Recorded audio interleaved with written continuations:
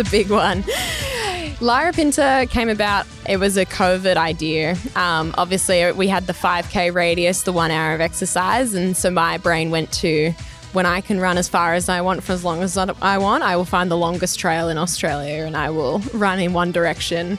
And so I pulled the team together. We drove from Melbourne to Alice Springs, and once COVID was done, there was a little gap. It closed back up afterwards, but it was woefully underprepared, and the film shows that. It was something that I show it at schools sometimes, and I always say, this is not what running should look like. It's not what you should strive for.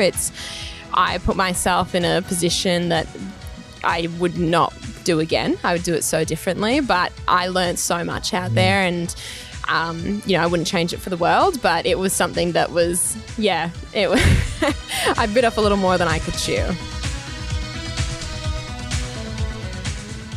Well, that, of course, was the episode we did just a few days ago with Lucy Bartholomew. A day out with Lucy. We went for a ride up Kingers, we came back, had a coffee, and we went for a cheeky trail run. What a day. What a privilege to be able to go out with her in her own scene, a professional trail runner, but someone who loves getting out on the bike too. If you haven't heard that episode, get back and have a listen to that one. Right now, we've got a Talking Luft with Lucy, where I thought it'd be funny to unpack a little bit of Talking Luft style questions in the running scene, because I'm getting into my running as well now. I'm doing a little bit of trail running. I'm doing a little bit of park run, all these sort of things. So I thought, why not unpack and find out what are the style tips if you're going out running? What are the do's and the don'ts? Plus, we roll in, of course, some classic Talking Luft questions and hear what she has to say about that. This is, of course, Life in the Peloton, presented by our major partner, MAAP. Sit back and enjoy. Here we go, guys. We're back in Talking Luft with Lucy Bartholomew.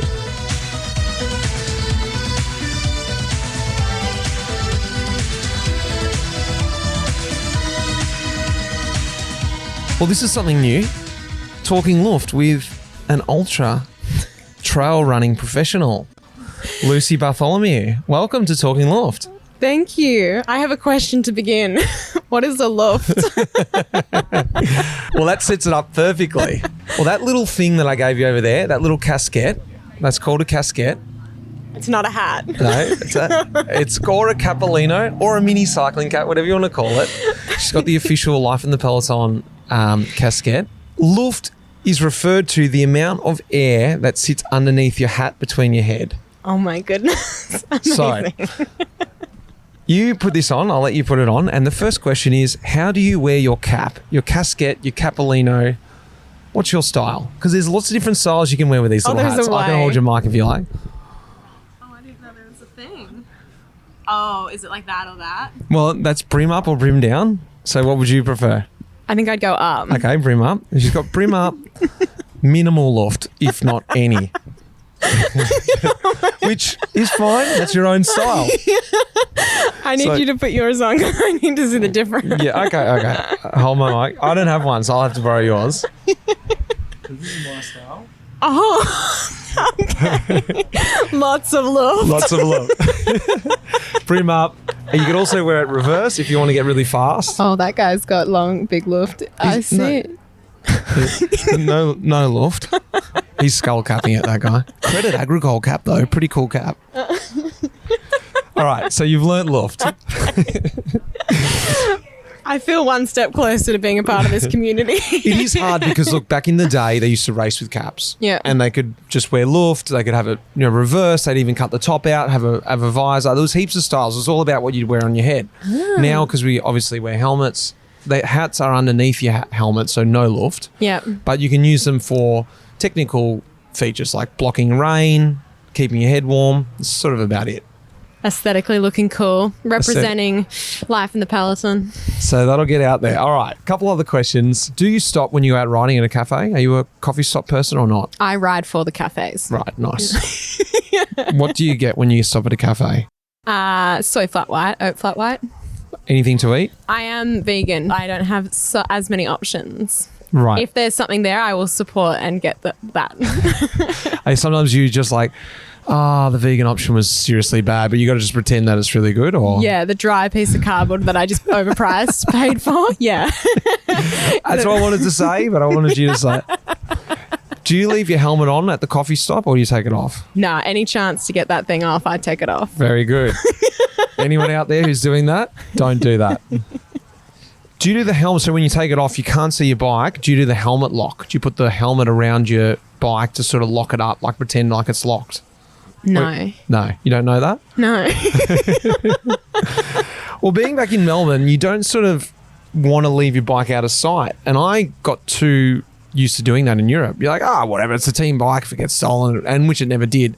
But what I'm noticing is a lot of people they put their helmet around, they use it as like a lock, because someone can't just run up and then just take off with your bike. It'll be used as a lock. It's this theory, whether it works or not. I just wondered whether you did it. No. I like it though. Good thing to remember. Do you get involved with bunch direction dialect? Do you know what I mean? I've never ridden in a bunch. Really? No, I do one-on-ones. Oh, you're in for a treat then. I'm scared of those. They scare me. Well, because it's getting out of control. So Yeah. you've got car back, car up, you've got slowing, accelerating, easy, left, right, single file, like there's that many directions. I'm just like, do I not have eyes? Can I not see there's a corner in front? So, I'd love if you did that while trail running. Rock, rock, rock, rock, rock. log, yeah. Left, you're like, that's the only way.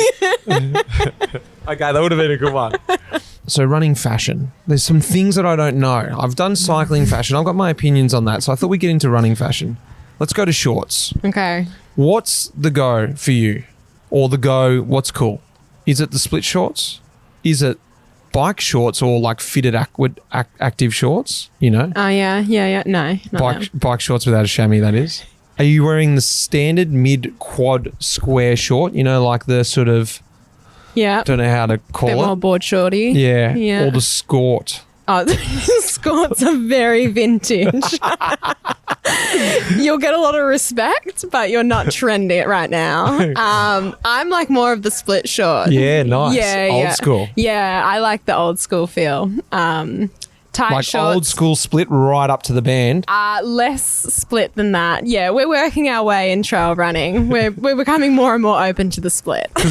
That's more marathon cross country, is it? Yeah, and as they come across to our sport, we're starting to think it's cool. Yeah, okay. And it's fast. Nice. I've just got myself a better set of splits. They're pretty rude, so I'm going to... They're not here today. I was a bit embarrassed to wear them in case they weren't right. Shoes. Now, something that I do, and I don't know whether it's right or wrong, trail shoes on the road. It's an expensive way to wear down your tread. Yeah. Not because I want to, but sometimes you've just got to do it. Yeah, I understand. But if you see someone doing that, are you like, you're in the middle of Melbourne, they're in trail shoes, you're like, what are you doing? There's a certain level of trail shoe. Solomon has a shoe called the Speed Cross, which is made for the Welsh fells. And when I see people running around Melbourne CBD in them, I cry a little bit. It's like really expensive rubber, isn't it? I'm like, you're not going to budge off that cement for sure. You're grip and rip. It's like doing a road ride on a mountain bike, I guess. Yeah. Okay. Sock length. Is it no sock, hidden, anklets, mid-crew, boot sock, mid-calf or over the calf? What's the correct length? Definitely not hidden or ankle socks. Okay, good. Yeah, no, it's a crew. Crew socks are what I wear. Yeah, right. Yeah. Nice. Yeah. Okay. Nothing higher. We don't do and especially in the triathlon world, they wear calf sleeves and stuff, and that's just wanky for us. Over the calf, yeah. Yeah, no. Headwear. Cap, forwards or backwards? And why either or? So I'm a cap. Oh, I can't say that because I finished UTMB with my cap backwards, but I was wearing my cap backwards because I was about to put a head torch on. Right. And so over the there's a visor, I reason. couldn't see anything. Yes. Do some people think, because this is the theory in cycling, is that they go, it's like a switch. You're turning the switch to go fast. You're putting the brim at the back because it's okay. more aerodynamic. Whether that's true or not. Yeah. I was wondering whether people are like, it's go time, hat backwards. Yeah. Honestly, I'm not doing it for that reason. Okay. I'm slowing at that point. So you need to speed up. So anything I can do. Well, it's still go time then. Yeah, but definitely. I thought you were going to ask if we wear visors or anything, and I was like, we're not tennis players. Yeah, okay. Well, my next one was headbands. Oh, making a comeback. Yeah? Yeah, Nice. and especially the tied up, that you can just tie at the back. Like Agassi style, I guess. Yeah, we're starting to see that, and I'm about it actually. Nice. Yeah, it's coming around. Good. I like that because I'm a big headbander. Headphones while running. Not frowned upon unless they're not in your ear.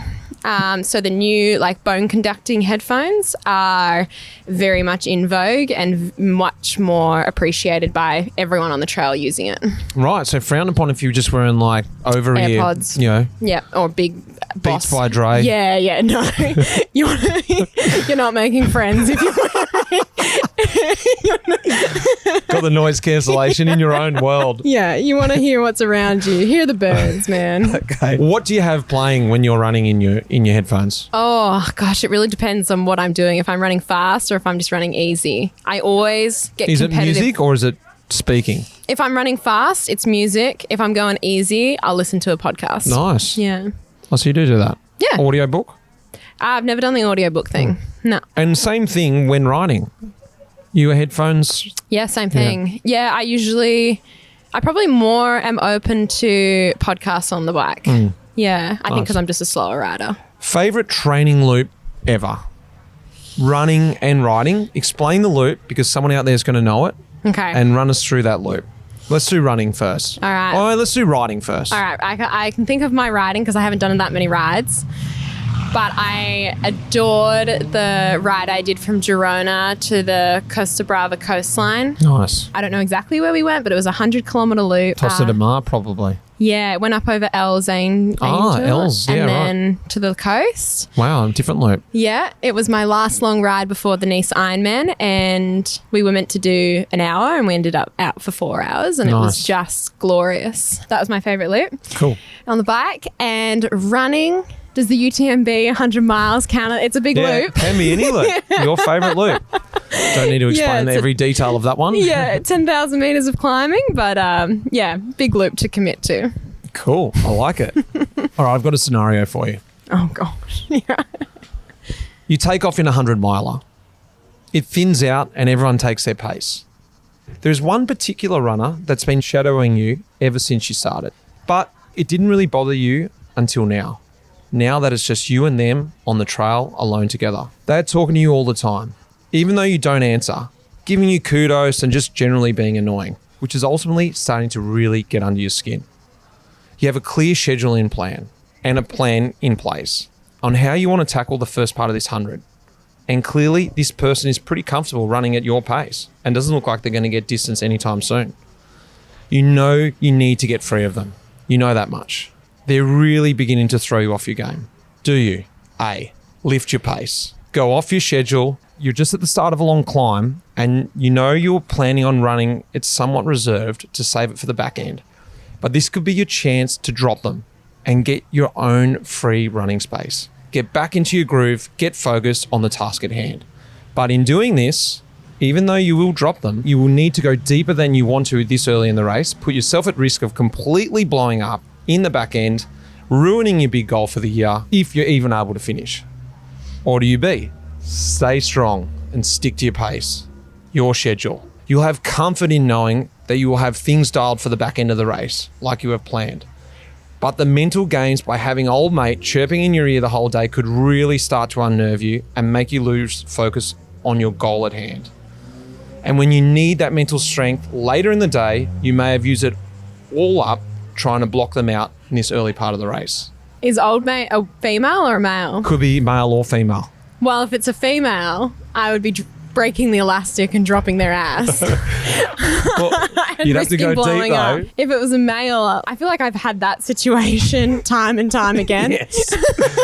Never having done a race, I just was trying to imagine a scenario for Honestly, I felt like you were painting a race that I did not that long ago, and I was like, did someone say something to you? Because I think it was a dude behind me, and I was like, dude, you just go. I've got to do up my shoelace. Solomon doesn't even do shoelaces, but I was like, we just need to be apart. I'm not here for a private Q&A. So that's the third option, the stop. I didn't think about stop. I might take a longer aid station or pretend I need a pee or something and just break that elastic the other way. Have you done it the other way and actually regretted it? You've gone deep, you've got rid of them, and then they come running back past you later on. You're like, God damn it. Yeah, I have certainly done that too many times. Yeah, and especially with racing with women. It's it's been a brutal humbling for sure. A couple of questions left. War story. This is one of those days that you're just like, that bloody day. Could have been out training, could be in a race. That day that was just an epic. What is that day? Oh my gosh. I feel like I've had so many of days where things have just gone sideways from the very beginning. I'm trying to think of one that... There was so many. I love it. No, yeah. I feel like running is just... It's such a brutal sport. Like, you're just shaking your stomach up. You're just putting your feet where there's rocks and sticks and things can just go wrong. It's a war story producer. Yeah. I can think of a race that I did last year in February, the Black Canyon 100K. I was hoping for top 2. I was sitting in about 55th because I was having such a bad day. And I remember running along with my pacer and I just had mad diarrhea and I had to keep pulling over, and I made my pacer look at my pile of diarrhea to see if there was if there was anything in that, because I was like, I just feel something was so wrong. And I was like, this person, she's now my best friend, but at the time we barely knew each other, and she was just like, what on earth? You know, this day was meant to be done in 9. It took 13. I thought we were going to be running fast, but instead I'm like hovering over your pile of feces. Yeah. It was really humbling. Proper war story. That is a good one. Sort of. Yeah. Lastly, this addiction, running, riding, going deep, pushing yourself, exploring. Why do you do it? Why do you need to do it? Well, I think I don't need to do it. I think there's something I've always thought. There's so much about the words we use, you know, like, do we get to do it? Yes. Do we want to do it? Yes. Do we need to? No. Do we have to? No. You know, I think how you phrase that is kind of your relationship with it is, yes, it's my profession. And so there's an element of needing to. So for someone who's more of a hobby runner, I'm always like, question them putting themselves in that much discomfort, you know, like, is that really what you want to be doing? But you don't need to do it. But I think the driving force for me will always be curiosity. I'm always like, what's at the top of that hill? What if I last another hour? What if I empty my guts out enough that I can start from scratch and go again? And that kind of like that curiosity, you know, they say curiosity can kill the cat, and it's nearly killed me a few times. But I think that that's just like my driving force is like, oh, I wonder if I just try a little harder, if I just go a little further, if I just do this race and train a little harder, what could be? And that's what I love. Beautiful.